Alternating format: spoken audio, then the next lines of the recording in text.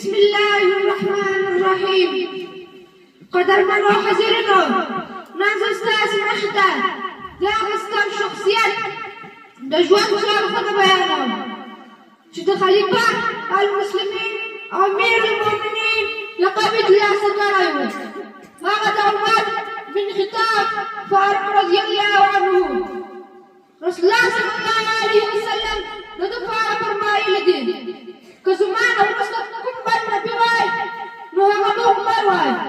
حضرت عمر رضی الله عنه د اسلام د قبلولو نه وړاندې د اسلام سخت مخالف و، خو کله چې د ایمان رڼا د ده په زړه کې داخل شوه نو هماغه عمر تر ټولو ستر دافع او مددګار وګرځېده.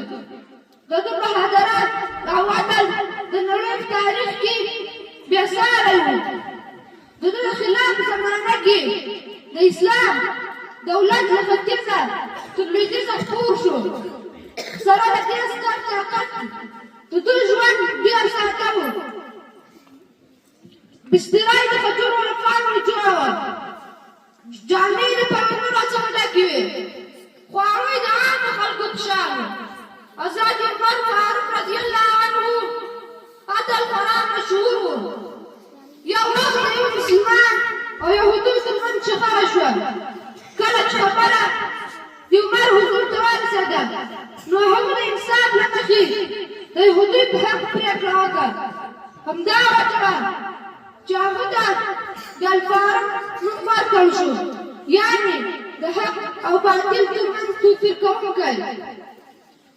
الله تعالی جل جلاله قرآن کریم کې په ډېرو ځایونو کې د عمر د رایې تایید نازل کړی ده. د ده خبرې هر وخت د قرآن د حدیث سره برابرې شوې. ګران وروڼو، حضرت عمر فاروق رضی الله عنه ژوند موږ ته دا سبق راکوي: که واک او طاقت ولرې بیا هم عاجزي اختیار کړې، ټولنې کې عدل قایم کړې، د دین د خدمت لپاره خپل ټول وجود او طاقت وقف کړې.